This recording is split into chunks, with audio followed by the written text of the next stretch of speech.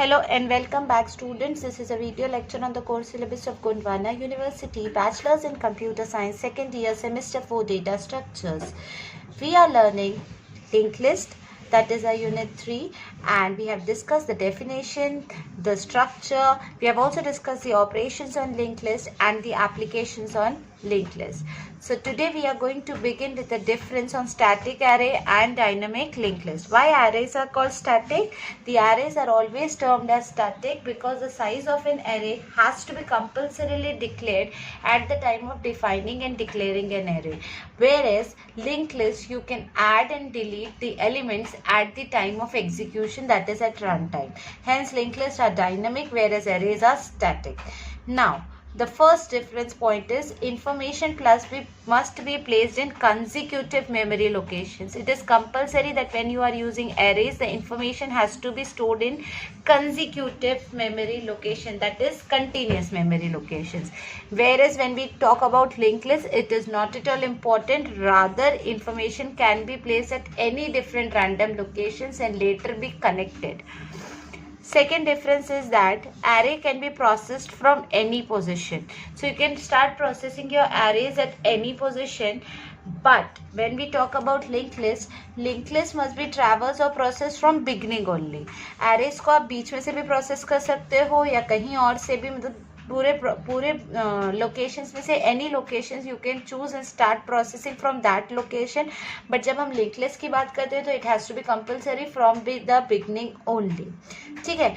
Next is array requires lot of movements of element during insertion and deletion. जब हम arrays में insertion and deletion करते हैं तो shifting बहुत ज़्यादा हो जाती है. किसी एक लोकेशन पे अगर element insert करना है array में तो वो जो बाकी elements हैं उनको या तो आप नीचे shift करोगे या ऊपर shift करोगे, जो भी करोगे pushing होगी, तो इसमें बहुत ज़्यादा movements लगते हैं. Whereas as you have already seen in the structure of a linked list in the previous video, you know कि बहुत कम मैनिपुलेशंस करने होते हैं एक नया नोड इंसर्ट करने के लिए या नोड डिलीट करने के लिए.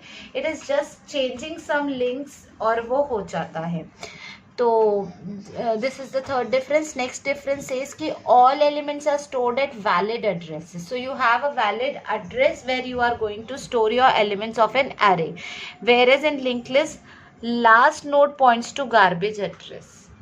यहाँ पे हर मेमोरी लोकेशन, हर एलिमेंट का जो मेमोरी लोकेशन है वो एक वैलिड एड्रेस है. वेयर एज जब लिंक लिस्ट बनती है तो चाहे कितनी भी लंबी लिंक लिस्ट हो, कितनी भी लेंदी हो, जो लास्ट एलिमेंट होता है लिंक लिस्ट का, that is your node, last node, उसका जो लिंक होता है वो हमेशा गार्बेज लोकेशन की तरफ पॉइंट करता है. It's a null pointer. ठीक है. फिफ्थ डिफरेंस है मेमोरी यूटिलाइजेशन. जो एरेज में है वो बिल्कुल प्रॉपरली नहीं होती. अगर हमने अभी डिस्कस किया कि स्टैटिक है और हम पहले से उसका साइज डिसाइड करते हैं और मान लीजिए कि पूरा साइज यूटिलाइज नहीं हुआ, कुछ कम अमाउंट में मेमोरी यूटिलाइज हुई है, तो बाकी जो एरे के लोकेशंस है उसकी जो मेमोरी है वो टोटल वेस्टेज होती है. तो यहाँ पे मेमोरी प्रॉपरली यूटिलाइज नहीं हो पाती है, जहाँ तक कि देखा जाता है कि लिंक्ड लिस्ट में मेमोरी का utilisation is done properly. Okay. Next is sixth difference is that memory allocation takes place during compilation time. जब आप प्रोग्राम को कंपाइल करते हो, दैट इज बिफोर एग्जीक्यूशन, तब मेमोरी अलोकेट हो जाती है. And it is smartly done कि जो मेमोरी होती है उसको मैक्सिमम ही रखा जाए and hence run time is minimised. तो maximum memory is reserved and hence run time is minimised. Whereas when we talk about linked list, memory allocation takes place during run time. Memory allocation कब होता है, कब memory allocate होती है आपके linked list को? When your program is under execution and when required, hence run time is maximise. तो यहाँ पे रन टाइम मैक्सिमाइज हो जाता है और यहाँ पे रन टाइम मिनिमाइज्ड रहता है. लास्ट डिफरेंस है दोनों में कि allocated memory is reclaimed after the execution of program is over. तो once your program is has executed, आप उस मेमोरी को रिक्लेम कर सकते हो. एंड यहाँ पे तो the better advantage is that memory can be reclaim during the execution only. Execution के टाइम पे ही वो मेमोरी को आप रिक्लेम कर सकते हो, उसको ये कर सकते हो, utilise. So this is it. These are the 7 major differences when we talk about static arrays and dynamic linked list. And now, just like arrays had some pros and cons, तो link list के भी कुछ pros and cons होंगे, obvious है. Positive points तो बहुत ज़्यादा discuss कर लिए. पहली बात ये डिस्कस कर लिया कि लिंक लिस्ट में कंटीजियस मेमोरी की बिल्कुल ज़रूरत नहीं है. जहाँ जो लोकेशन खाली मिले उसको एक कल बताया था कि it's kind of your train. आपके ट्रेन की तरह होता है कि बोगीज ऐड करते जाओ. बस आपको हर नोड के 2 पार्ट होते थे, एक इन्फो पार्ट होता था, एक लिंक पार्ट. तो आप इन्फो में डेटा रखते हो और लिंक में नेक्स्ट नोड का एड्रेस रखते हो. तो इस तरीके से ये एक एडवांटेज था उसमें. सेकेंडली मेमोरी वेस्ट नहीं करता है link list, but definitely it has some cons also. So let's discuss. ठीक है. Link list requires more space since it contains 2 parts. Obvious है, जब एरेज की बात की गई थी तो एरेज में सिर्फ डेटा स्टोर हो रहा था, बट जब लिंक लिस्ट की बात कर रहे हैं तो लिंक लिस्ट में डेटा के साथ अगले नोड का एड्रेस भी स्टोर हो रहा है. तो दैट मीन्स ज़्यादा मेमोरी लग रही है, ज़्यादा मेमोरी स्पेस लगेगी, क्योंकि 2 पार्ट है हर नोड के. पहला पार्ट है इन्फो पार्ट और दूसरा पार्ट है लिंक पार्ट, जो कि बताता है कि नेक्स्ट नोड जो है, क्योंकि वो कंटीजियस मेमोरी लोकेशन नहीं है, हमें ज़रूरी है बताना कि अगला नोड जो है वो किस मेमोरी लोकेशन पे रखा हुआ है. ठीक है. अब नाउ बाइनरी सर्च एल्गोरिथम जो है वो सॉर्टेड लिंक लिस्ट पे अप्लाई नहीं किया जाता, since there is no way to handle the middle element in the list. क्यों नहीं कर सकते हैं? बाइनरी सर्च रिकॉल करिए कैसे यूज़ किया था. डिक्शनरी का या डायरेक्टरी का एग्जाम्पल दिया था कि break it into 2 parts, middle term निकालिए, डेटा कंपेयर कीजिए, या तो डेटा आपके मिडिल टर्म के सामने होगा या पीछे होगा, फिर जो नई लिस्ट है उसका मिडिल टर्म निकालिए. इस तरीके से हर बार मिड टर्म से कंपेयर करके लिस्ट को आप मिनिमाइज करते जाते थे.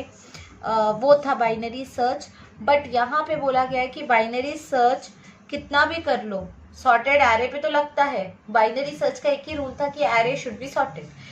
मान लीजिए लिंक लिस्ट को भी सॉर्टेड कर भी दिया तो भी वो कह रहे हैं कि बाइनरी सर्च अप्लाई नहीं किया जा सकता, बिकॉज मिडिल एलिमेंट निकालने का कोई वे नहीं है यहाँ पे. ठीक है. अच्छा,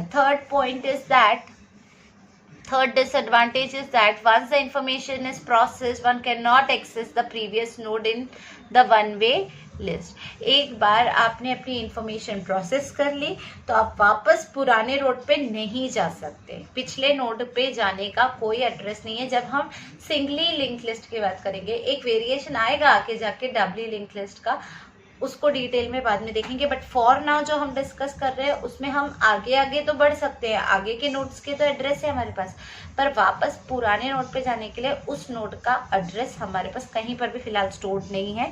so you can not go back. ठीक है. And last disadvantage is that since memory So the last disadvantage is since memory allocation takes place during runtime increases for allocation memory compared to array where memory allocation takes place before execution. तो last disadvantage ये है कि जो link list है उनमें आपने देख लिया कि रन टाइम पे मेमोरी अलोकेट होती है. इस वजह से क्या होता है, because the memory allocation is taking place during run time बढ़ जाता है. रन टाइम जो है वो इंक्रीज हो रहा है for allocating memory compare to array जिसमें मेमोरी अलोकेशन कंपाइल टाइप पे होता है, दैट इज बिफोर एग्जीक्यूशन. तो रन टाइम मिनिमाइज रहता है. So this is it. Here we finish with our disadvantages. So in the next video we will be looking much in detail what are linked list and then the different operations in detail. Thank you so much.